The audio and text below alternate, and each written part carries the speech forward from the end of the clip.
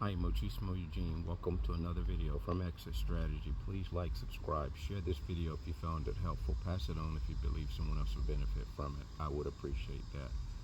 I don't have the mics connected, but I trust that you're going to be able to hear me because I'm going to speak very clear and I'm going to speak very,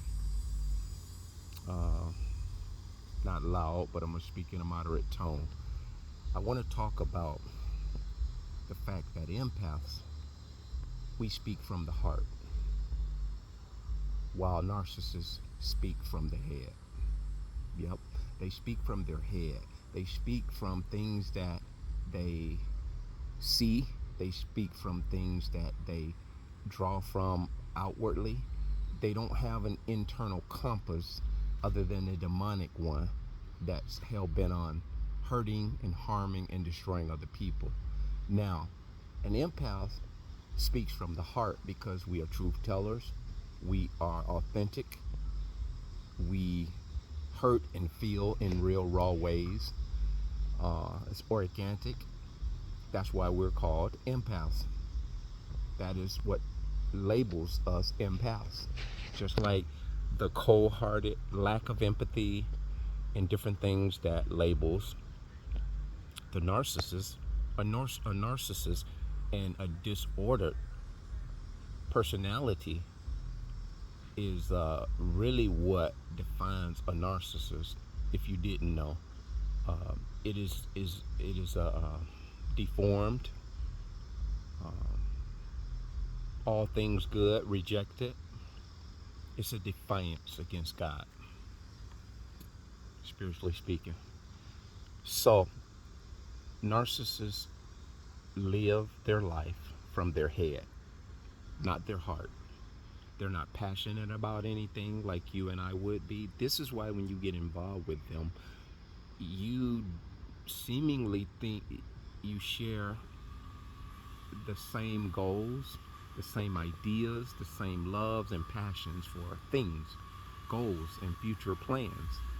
This is why it is so catastrophic when you do find out that you've been running a race all by yourself. You've been climbing a mountain all by yourself. You are thinking that they are carrying their own load up this hill, and you get to the top of this hill and you notice you have not only your baggage but theirs. We're talking metaphors. That is a metaphor that really cuts to the core of how it makes you feel. You feel violated, you feel used, you feel deceived. It's just ugly thoughts come to mind when you see and realize that this individual called a person has not only used you but abused the privilege of your company. This is not something you easily bounce back from. But by the grace of God, the ones of us who have been able to manage to see our way out of this dark room, this dark hellhole we were in, created by the narcissist, God granted us that grace in order for us not to just come out smelling like roses, in order that we may be able to give back to those who are still in darkness, those who are still trapped mentally, emotionally, spiritually, those who are still invested in these demonic ties, hoping and thinking and believing that things are going to change. So we think from and feel from our heart, while that narcissist thinks and feels from their head. And their feelings from their head is almost like that Mounds commercial. Sometimes they feel like a nut, sometimes they don't, you know. They will give you the illusions that they will try and do better. Once you find them out, once you have figured them out, this buys more time on the shot clock, by the way, guys. This is why a lot of you guys are finding yourself still giving it another go. I'm here to tell you, if you have already acknowledged and understood and determined that you are with a narcissist, you've dotted and crossed all those T's and I's. you've checked off all of these things and these behaviors, there is no other thing for you to do but just accept the fact that you are with a narcissist. At that point, if you understand what they are and what they're not, they won't change. They only give you the illusion that they've changed. This is now the time that you have to determine that, listen, it's just me and my head thinking that they're going to change. And sometimes even in your heart, you want them to change. But that's wishful thinking. You wanting them to change is not enough. Simply because they think and feel from their head.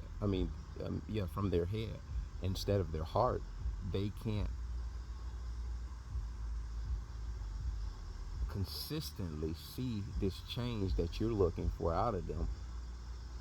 They can't consistently follow through with it. They renege on every promise.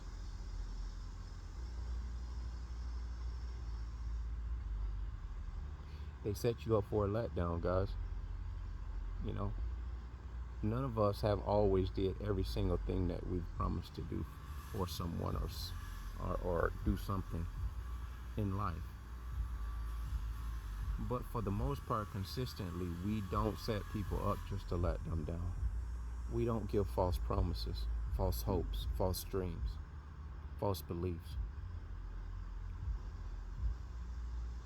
So this is it in a nutshell, guys. Narcissists can't think and feel from the heart. They can't respond from the heart. They only respond from the head. This is why when you try to correct them or you tell them that this was not a good thing for you to do to me, I don't think that was right, you sit down and try to have a discussion, they're in their head. They're listening to the words, and the words are cutting them like a knife. It's cutting them, and they're getting wounded by them, but they're getting wounded as though you're maliciously assaulting them. But all of this is constructive criticism. It is correction that is vital to a person changing. To the degree you accept correction will determine the degree of your change. And so now there you have it. They don't change because the degree of acceptance is zero, minus zero. They're hearing everything that you're bringing to the forefront and holding them accountable for. They're listening to that with their head. They're taking this stuff you're saying. You can't say they're taking it to heart, but they're not. They're taking it, well, they are taking it offensively to heart. If there is a time that they take something to their heart, this is cutting them to the soul. They can't stand to hear this because it goes against the grain of what this false belief they have in their head.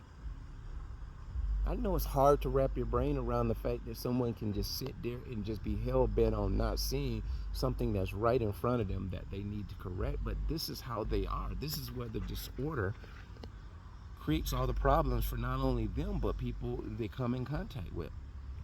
They expect you to accept any and every damn thing they do, because when they do things, they're doing it sporadic, erratic. They're doing it out of their head. This is why when they make a decision or they come up with an idea, they don't think it through. They don't even think that through, even though they're thinking in their head, because they're not passionate about it. They will abort a project in the middle of the project. I had a guy, the older couple I talked about in a video, that left me that $1,000, and I was early on in my recovery or healing back in 2021, 2020, somewhere around there. And I made a video about it, and I was like, empaths helping the empaths. That's what I titled it. And all of a sudden, God began to show me that this elderly couple are narcissists. So my bigger point is, I cut a tree in the back of my house. Matter of fact, guys, nothing compares to just showing you in the this tree right here. There was an identical tree like this. There was an identical tree that is probably like 20 feet this way. or 30 feet this way. It was identical in size and height. I've limbed that one off halfway up, and it's leaning very bad. That is a huge tree. I don't even know if this camera can give you a realistic idea of how tall. That tree is about 60, 70 feet high. It's probably about 24 inches in diameter at the base. So my whole point to that, guys, this old man began to cut this tree, and it was, I would say, 85% sawn through. He had sawn through it 85% of the way, and the wind was blowing almost like now. He stops, shuts the saw off while the saw is in the tree, and he wipes his brow. And I said, "What's going on?" He said, "Oh, I gotta sit down and take a break." This is what I mean about abort mission. Had this tree fallen the wrong way, it would have killed somebody, or it would have took one of these houses out.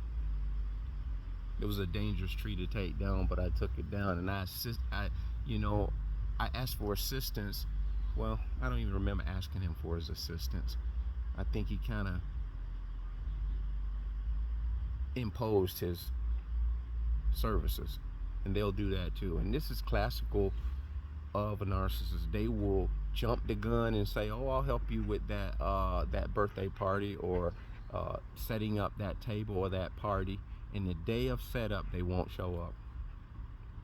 They won't show up. They won't give you a call. It'll be a day or two later, and then they will text you, "Oh, sorry, I didn't make it." This is the epitome of a person who thinks from the head and acts from the head rather than the heart. That being said, bless.